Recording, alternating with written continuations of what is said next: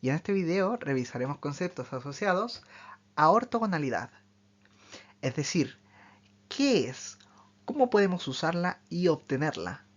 Y entenderemos el método de Gram-Schmidt para obtener una base ortonormal. Primero, debemos recordar algunos conceptos. Llamamos vectores unitarios a aquellos que tienen tamaño 1 para una norma definida. En el caso de los vectores en R2 y la norma euclidiana, que es el tamaño que trabajamos siempre, los vectores 1, 0 y 0, 1 son unitarios, ya que su tamaño es 1. Otra forma puede ser en el mismo plano analizar el tamaño usando Pitágoras, que es en el fondo la norma euclidiana. En este caso entonces el vector 3,4 no es unitario. Su norma de hecho es 5. Pero surge algo interesante. Si trabajamos el vector 3 dividido en 5, 4 dividido en 5, este tiene norma unitaria. Y podemos conectar dos conceptos. ¡Jaja! Resulta que si tenemos un vector y tenemos una forma de medir el tamaño de ese vector que llamamos norma, entonces el vector dividido por su norma, que es un escalar, nos va a entregar siempre un vector unitario. Llamamos este proceso normalización de un vector. Veamos un ejemplo sencillo. Tomemos el vector 5,0,11. Usando la norma euclidiana, obtenemos que su tamaño es 12. Entonces, si multiplicamos un doceavo por el vector, obtendremos un vector unitario. Te dejo a ti comprobar este detalle. En general, podemos definir una operación llamada producto punto, que se hace entre vectores. La llamamos de esta forma porque en el caso de vectores en Rn, representa multiplicar coordenada por coordenada los vectores, punto a punto, y luego sumar este resultado. Es interesante ver que el producto define una forma de medir vectores. Si tomamos la raíz del producto punto de un vector consigo mismo, volveremos a obtener de hecho la norma euclidiana. Además, en el caso de Rn, el producto punto entre vectores puede ser descrito como la norma del primer vector, es decir, su tamaño, multiplicado por el tamaño del segundo vector, multiplicado por el coseno del ángulo que los separa. Vamos a utilizar este concepto más adelante. Además, debemos comprender una noción muy útil. Supongamos que tenemos dos vectores y quisiéramos ver uno de ellos como si estuviese en la misma dirección que el otro. Bueno, una forma sería generar una línea desde el vector que define una dirección, casi como si se tratara de un camino. Luego encontraremos el camino más corto para el vector fuera del camino para volver a este. Puedes ver a simple vista que es el camino del medio, que es lo que ocurre en el fondo cuando vamos de forma perpendicular. Finalmente, definimos un vector que va del origen a la intersección de los caminos. A este vector lo llamamos proyección. Bueno, podemos calcular el tamaño de esta proyección del vector usando funciones trigonométricas. Este será entonces el tamaño del vector que forma la hipotenusa, que en este caso hemos llamado x, por el coseno del ángulo que separa los vectores. Entonces, el tamaño de la proyección va a ser la norma por el coseno del ángulo que separaba los dos vectores. A esta igualdad la podemos multiplicar por el tamaño del vector que define el camino. A este vector lo hemos llamado y. Ahora, si te recuerdas, lo que está a la derecha describe el producto punto entre x e y.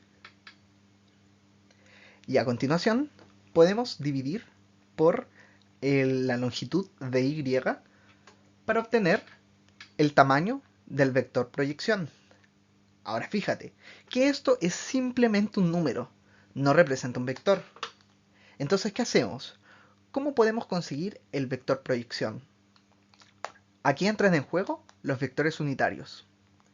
Vamos a generar un vector unitario que tiene norma 1, pero que va a mantener la dirección y sentido del camino. Y luego lo podemos multiplicar por el tamaño de esta proyección. Esto lo vamos a hacer tomando el vector que definía el camino. Y luego lo vamos a normalizar para poder obtener un vector unitario. A continuación lo multiplicamos por el tamaño de la proyección. Y voilà, como arte de magia, aparece la fórmula para la proyección. Esta es, si queremos proyectar el vector x sobre y, debemos hacer el producto punto entre los vectores, dividir por el producto punto del vector que define el camino y multiplicar por el vector que define el camino. Una pregunta interesante es, ¿puede esta proyección ser el vector 0? Puedes ver gráficamente cuándo esto puede que ocurra. Suponiendo que los vectores del inicio no son el vector 0, por supuesto. Lo cierto es que, de forma aritmética, en la fórmula que trabajábamos antes, esto ocurre solamente cuando el producto punto entre los vectores es 0. Pero utilizando nuestra descripción para el producto punto, esto ocurre, en el fondo, solamente cuando el coseno del ángulo que separa los vectores es 90 grados, o pi medios. Ortogonalidad proviene del griego ángulo recto, y es de hecho lo que vemos en este caso. Entonces, decimos que dos vectores son ortogonales cuando su producto punto nos entrega 0. Y además, si la norma de cada uno de estos vectores, el tamaño de los vectores, es 1, llamamos a los vectores ortonormales. Algo interesante a notar es que una colección de vectores ortogonales es linealmente independiente y es análogo para aquellos que son ortonormales. Nos concentraremos en la base generada por vectores ortonormales, que llamamos base ortonormal.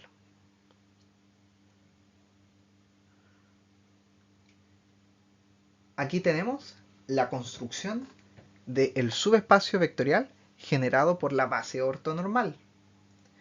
Ahora, hay un pequeño truco que podemos hacer para cualquier elemento de este subespacio vectorial, y es la gracia de poder utilizar bases ortonormales. Y es que cualquier vector de este subespacio vectorial puede ser representado como un producto punto con los elementos de la base. Esto lo vamos a utilizar más adelante. Ahora, tomemos un subespacio vectorial cuya base está definida por vectores ortonormales y un vector fuera de ella. Pensemos en un vector fuera de este y analicemos cómo sería la proyección sobre el subespacio vectorial.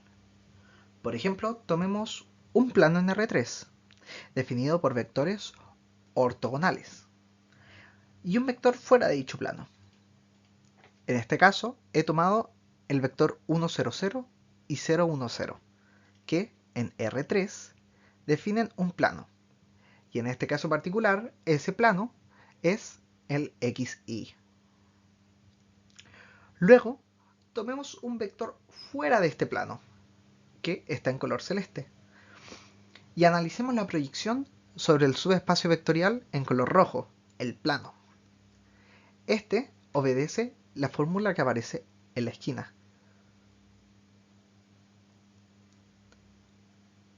A partir de los datos en el fondo o las fórmulas que expliqué antes. Luego vamos a tomar este vector que va desde el vector que estaba afuera hacia el subespacio vectorial, que es en el fondo el vector calipso, menos su proyección, y así obtendremos el vector verde. Este, visualmente, es ortogonal. De hecho, es lo que ocurre. y te invito a revisar la demostración en el apunte para hacerlo. Sin embargo, vamos a estar utilizando esta propiedad más adelante. Tomemos entonces el subespacio vectorial cualquiera. Podemos definir un subespacio vectorial que sea perpendicular a este, utilizando la definición que está en pantalla. Eso quiere decir que el espacio vectorial que es perpendicular al primero son todos aquellos puntos en los cuales los vectores son perpendiculares al subespacio vectorial de partida. Por lo demás, estos dos son suma directa, por lo cual cualquier vector del espacio puede ser representado como una suma del vector que está en el subespacio vectorial de partida con un elemento o con un vector del subespacio vectorial perpendicular al subespacio de partida. Fíjate que son subespacios vectoriales y además cumplen con la suma directa. En el caso anterior que nosotros teníamos un plano, entonces el subespacio vectorial que es perpendicular a ese plano es simplemente el eje Z, es decir, el eje que no utilizamos. Y esto ocurre porque la dimensión del espacio en el que estábamos trabajando, el espacio, es 3. Y el plano tiene dimensión 2. Entonces la dimensión del subespacio vectorial perpendicular al plano iba a ser 1, que en nuestro caso va a representar una línea. Y todo subespacio vectorial debe pasar por el 0. Entonces es el eje que nos quedaba. Ya para finalizar, vamos a analizar una cosa muy interesante. Hemos estado hablando durante todo este rato sobre vectores ortogonales, pero pareciese ser que fuese casualidad que nos encontráramos con alguna serie de vectores que sean perpendiculares entre sí, ortogonales o además ortonormales. Suena un poco difícil de hacer. Por lo mismo, existe el método de Gram-Schmidt, que nos permite generar una serie de vectores que son ortonormales y además generan el mismo espacio. Lo cual quiere decir que si tú introduces con el método de Gram-Schmidt vectores que son linealmente dependientes, vas a obtener finalmente vectores, o bueno, vas a obtener vectores que son ortonormales y que generan el mismo espacio. Y como son ortogonales, son linealmente independientes. Vamos a movernos a GeoGebra para poder ver en detalle cómo ocurre esto. En esta parte estudiaremos cómo se ve gráficamente el método de Gram-Schmidt. En este caso, les traje 3 vectores. Estos vectores, puedes ver que son capaces de generar el plano. Y lo esperable es que los vectores que generemos con el método Gram-Schmidt generen este mismo espacio. Bien, lo primero que debemos hacer es tomar uno de los vectores y normalizarlo. En este caso he escogido el vector P1 y normalicé para obtener el vector U1. Este vector es unitario y va a ser el primer vector de nuestro método Gram-Schmidt. A continuación, debemos proyectar uno de los vectores P2 o P3 sobre el vector P1.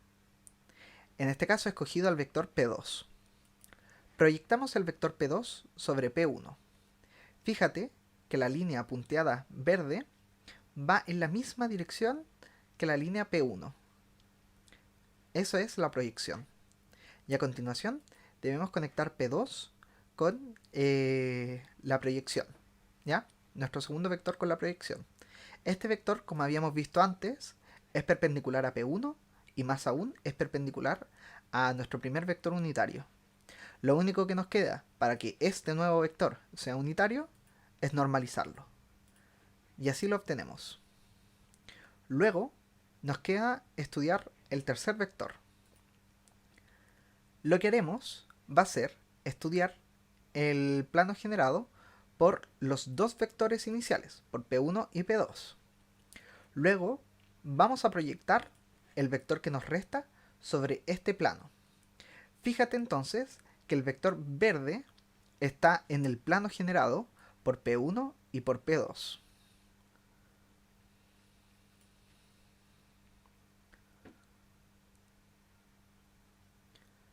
Una vez listo, lo que debemos hacer es conectar el vector con su proyección.